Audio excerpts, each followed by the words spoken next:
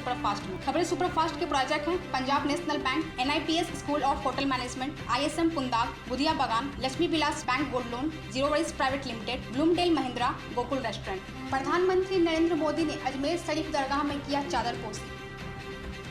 PM ने international judicial conference में कहा, सत्य और सेवा का समर्पण न्याय सेवा के हैं प्रमुख नीति। केंद्रीय गृह मंत्री अमित शाह ने मालदीव के गृह मंत्री शेख इमरान से मुलाकात कर दोनों देशों के बीच आपसी रिश्ते बेहतर करने की बातें करी।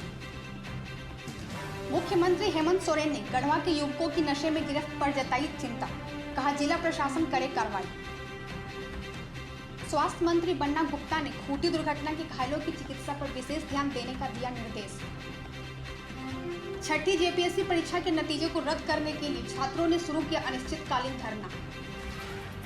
ओमान में फंसे झारखंड के युवाओं की वापसी संबंधी मुख्यमंत्री के आदेश पर विदेश मंत्रालय हुआ सक्रिय।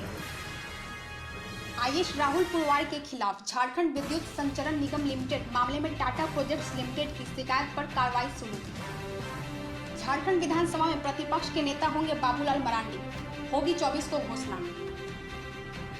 RLSP के महासचिव माधव आनंद ने JP नड्डा के बिहार दौरे को लेकर कहा, भाजपा के हथकंडे को समझ चुकी है जनता।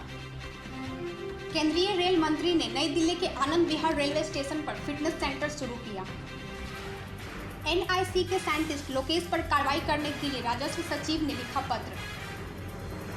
रांची के पंजाब स्वीट हाउस के बगल में लाइफ मेडिकल में लगी आग। राजभवन के समक्ष वन कर्मियों का आमरण अनशन लगातार है जारी।